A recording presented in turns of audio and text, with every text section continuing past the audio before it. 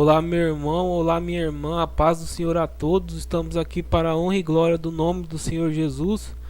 E hoje vamos falar um pouquinho da Arca da Aliança, para a gente entender o que significa a Arca da Aliança e qual o seu significado. A Arca da Aliança era a principal representação da presença de Deus no meio de seu povo no Antigo Testamento. A Arca da Aliança também é comumente chamada de Arca do Testemunho ou Arca do Concerto. Tal designação se refere especialmente ao fato de que a Arca da Aliança guardava os principais símbolos da aliança entre Deus e o povo de Israel no Sinai. A figura da Arca da Aliança é amplamente conhecida entre os cristãos, porém, muita gente possui dúvidas sobre o que era a Arca da Aliança realmente. Também é verdade que muita gente interpreta equivocadamente o significado da Arca da Aliança nas Escrituras. A Arca da Aliança era um baú retangular feito de madeira de cipreste, revestido de ouro por dentro e por fora. A Arca da Aliança media cerca de 1,20 m por 90 centímetros. Em cada uma das suas extremidades inferiores havia uma argola de ouro. Nessas argolas eram inseridas varas que serviam de instrumento para transportar a arca. A tampa da Arca da Aliança era chamada de propiciatório. Essa tampa era feita de ouro puro e nela ficavam as figuras de dois querubins, também de ouro batido. Esses querubins haviam sido colocados um de frente para o outro, com suas asas estendidas. Era em cima dessa tampa que o sacerdote derramava o sangue dos animais para propiciar a ira de Deus sobre o povo. Daí a designação propiciatório. Como já foi dito, a Arca da Aliança também era designada por outros nomes. Ela é chamada de Arca do Concerto, mais literalmente Arca do Testemunho, Arca do Senhor, Arca de Deus e, claro, a Arca da Aliança. A Arca da Aliança foi construída por Bezalel no Sinai, segundo o modelo dado por Deus a Moisés. A descrição completa da Arca da Aliança pode ser encontrada no capítulo 25 do livro do Êxodo. No Antigo Testamento, a arca é citada cerca de 200 vezes, com pelo menos 22 designações diferentes. Diante disso, a Arca da Aliança parece ter servido a várias funções ao longo do tempo. Sem dúvida, dentre todas as funções, duas se destacam como sendo as principais e fundamentais para todas as outras. A Arca da Aliança era o símbolo da presença de Deus no meio do seu povo. A Arca da Aliança servia como local de armazenagem para as duas tábuas da lei, que eram os mandamentos prescritos na Aliança do Sinai. Daí vem o nome a Arca do Testemunho, que diz no Êxodo 25, versículo 16, Números capítulo 4, versículo 5, Josué capítulo 4, versículo 16. A Arca da Aliança também guardava o vaso de maná e a vara de Arão. Partindo desses dois conceitos básicos, podemos ver a arca sendo considerada como representando o trono de Deus, que diz em 1 Samuel capítulo 4, versículo 4, 2 Samuel capítulo 6, versículo 2. Se você quiser dar uma conferida, só pausa o vídeo.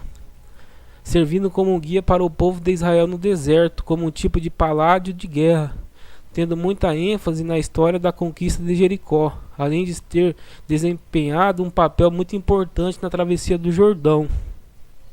No tempo dos juízes, a arca foi levada para Siló, tendo já passado por Gilgal e Betel. Ela permaneceu em Siló até ser capturada pelos filisteus. Em 1 Samuel, capítulo 4, versículo 11, temos a descrição dessa captura no campo de batalha de Ebenezer. Naquela ocasião, um terrível pesar abateu os israelitas, conforme fica claro na triste expressão: foi-se a glória de Israel. Por causa do pecado de desobediência, o povo de Israel foi culpado da derrota para os filisteus e da consequente captura da Arca da Aliança. Entretanto, a captura da arca causou grandes problemas aos filisteus. Após 7 meses de praga, os filisteus devolveram a Arca da Aliança para Kiriat Jearim, onde ela ficou por aproximadamente 20 anos. Quando Davi subiu ao trono, ele estabeleceu que Jerusalém seria a capital política e religiosa da nação de Israel, levando a Arca da Aliança para lá. A arca ficou instalada numa tenda em Jerusalém. Posteriormente, quando o rei Salomão construiu o templo, a arca ficou abrigada nele. A Bíblia informa que a Arca da Aliança foi recolocada no santuário durante as reformas do rei Josias, está em 2 Crônicas, capítulo 35, versículo 3. O profeta Jeremias também profetizou sobre um tempo em que a Arca da Aliança não seria mais utilizada, pois Jerusalém deveria ser chamada de trono de Deus. Após essas referências, os livros históricos do Antigo Testamento raramente se referem à Arca, mas é provável que ela tenha continuado a ser usada nas grandes festas religiosas de Jerusalém. Alguns salmos falam de cerimônias em que a Arca da Aliança pode ter sido utilizada, que está em Salmos 24, 68, 118 e 132. Quem quiser parar o vídeo para ler um pouco mais sobre a Arca da Aliança, Salmos 24, Salmos 68, 118 e 132. Nessas cerimônias, muito provavelmente a arca foi carregada na frente do povo pelos sacerdotes. A imprudência diante da Arca da Aliança, no episódio envolvendo Uzá, foi algo bastante significativo. Está em 2 Samuel capítulo 6, versículo 7. 2 Samuel capítulo 6, versículo 7. Esse evento causou temor no próprio rei Davi, que enviou a arca para a casa de Obed-Edom. Ela acabou ficando ali por 3 meses. E onde está a Arca da Aliança? Existem muitas especulações sobre onde estaria a Arca da Aliança atualmente. Apesar de muitas teorias, a grande verdade é que o paradeiro final da arca é um mistério. Muitos estudiosos defendem uma hipótese plausível de que a Arca da Aliança foi perdida durante a destruição de Jerusalém pelo exército de Nabucodonosor em cerca de 587 a.C. Então a arca pode ter sido capturada e levada para a Babilônia como um tipo de despojo de guerra. Dessa forma, ela pode ter sido mantida como troféu ou mesmo ter sido destruída pelos babilônios para extrair seu ouro. Caso os babilônios tenham mantido a Arca da Aliança preservada, essa condição pode ter mudado quando a própria Bíblia caiu diante da coalizão medo-persa. De qualquer forma, essa sugestão da perda da arca no período de exílio explora principalmente a referência já citada no capítulo 3 do livro de Jeremias, onde o profeta fala sobre a ausência da Arca da Aliança. Existem referências nos livros apócrifos que afirmam que Jeremias teria escondido a Arca da Aliança. Supostamente ele teria colocado a arca em uma caverna no Monte Nebo, juntamente com a tenda e o altar de incenso, antes da destruição de Jerusalém. Porém, os estudiosos ressaltam a grande improbabilidade de isso ter ocorrido, além de não haver qualquer evidência histórica disto. Particularmente, penso que a melhor definição de onde está a Arca da Aliança depende da nossa compreensão sobre o papel importante e específico que ela desempenhou no início da história de Israel. Ela serviu especialmente como símbolo visível da presença de Deus habitando com seu povo. Passado essa finalidade, o próprio Deus permitiu que ela fosse tomada e destruída, evitando que ele se tornasse o maior alvo da idolatria já visto.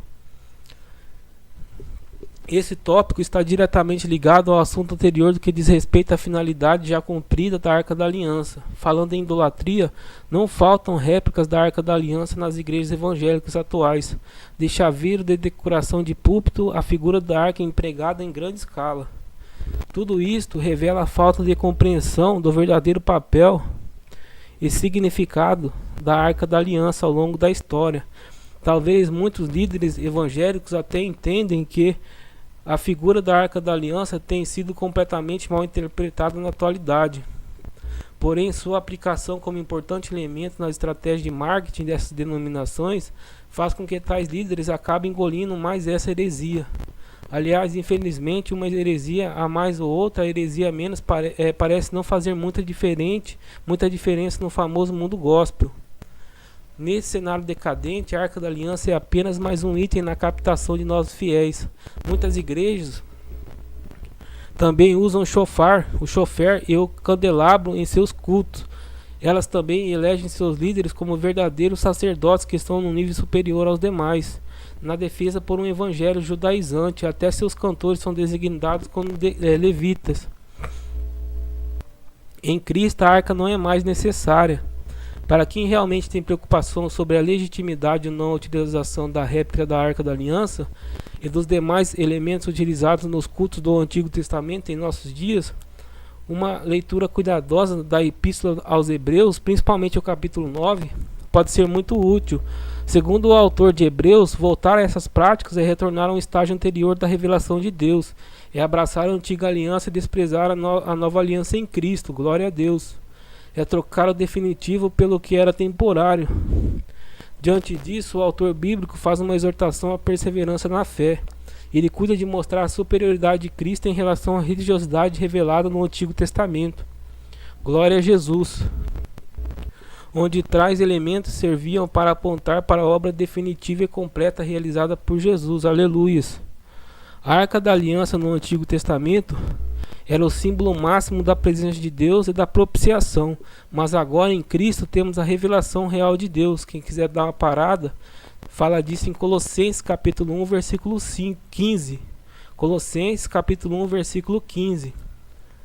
Em Cristo temos a revelação real de Deus. Na Epístola aos Romanos, o apóstolo Paulo nos ensina que Deus ofereceu Jesus como sacrifício para a propiciação mediante a fé, pelo seu sangue demonstrando a sua justiça, que está em Romanos capítulo 3, versículo 25. Romanos capítulo 3, versículo 25. Não necessitamos mais do propiciatório da arca, pois Cristo é a propiciação perfeita pelos nossos pecados. Aleluias. Agora que Cristo veio, a função de tutor da lei cerimonial, juntamente com seus símbolos e rituais, foi encerrada, que está em Gálatas capítulo 3, versículo 23 e 27. Gálatas capítulo 3, versículo 23 ao 27. E glória a Deus, eu vou finalizar o vídeo por aqui. Fiquem todos com Deus. A paz do Senhor a Deus. A paz do Senhor a todos. Fiquem todos com Deus. Até o próximo vídeo. Tchau.